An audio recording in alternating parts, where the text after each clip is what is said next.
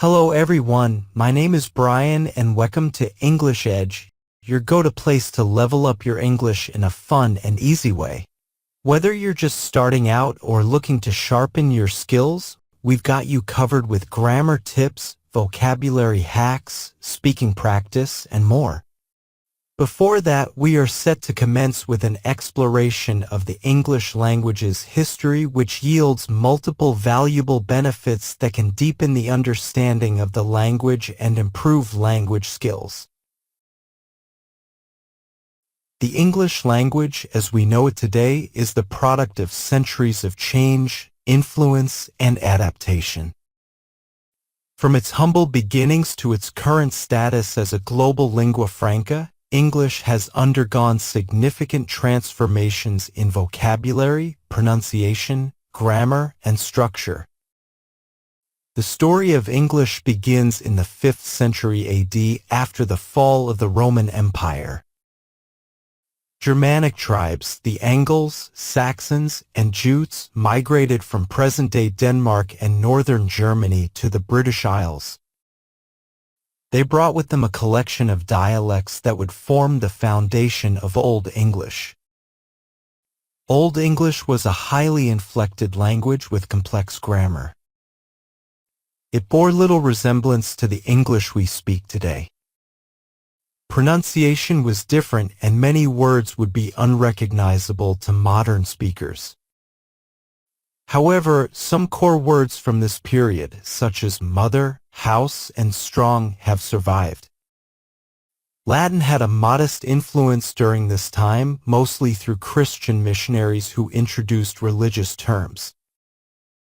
Later, in the 8th to 11th centuries, Viking invasions brought Old Norse words into the mix.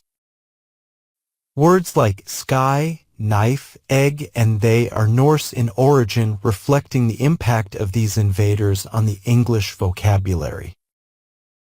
In 1066, the Norman conquest of England marked the beginning of the Middle English period.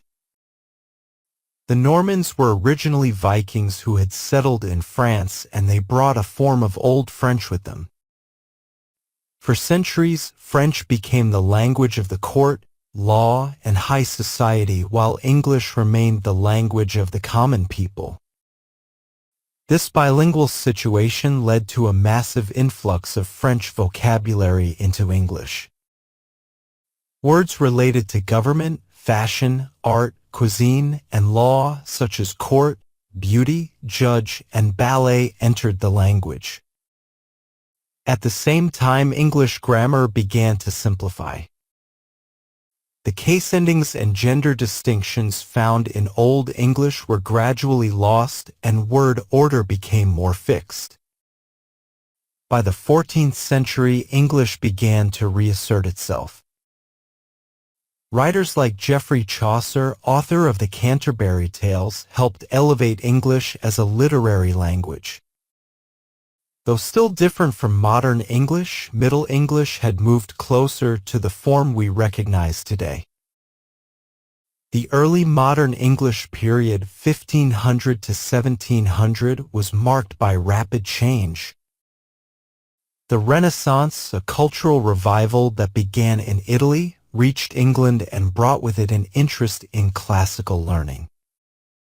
Latin and Greek vocabulary flooded into English, enriching its lexicon with scientific, philosophical, and artistic terms. One of the most significant changes during this time was the Great Vowel Shift, a major transformation in pronunciation. Long vowel sounds began to be pronounced higher in the mouth. For example, the word bite would have once sounded like beat. This shift contributed to the divergence between English spelling and pronunciation.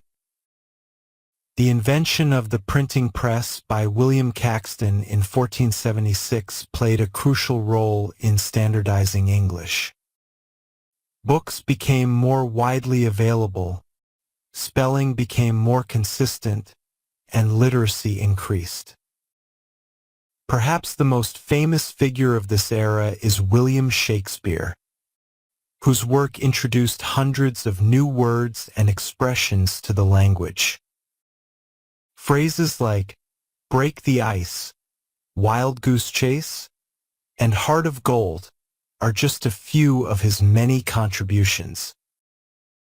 By the 18th century, English had become relatively stable in grammar and spelling.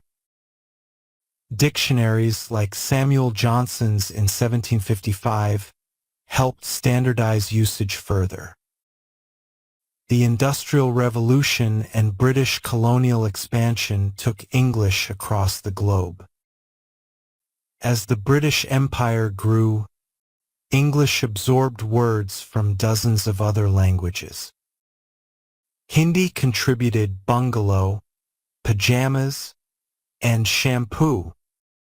African languages gave us zebra, banjo, and voodoo. Indigenous American languages added words like tomato, tobacco, and canoe. With the rise of the United States as a global power in the 20th century, American English also became highly influential.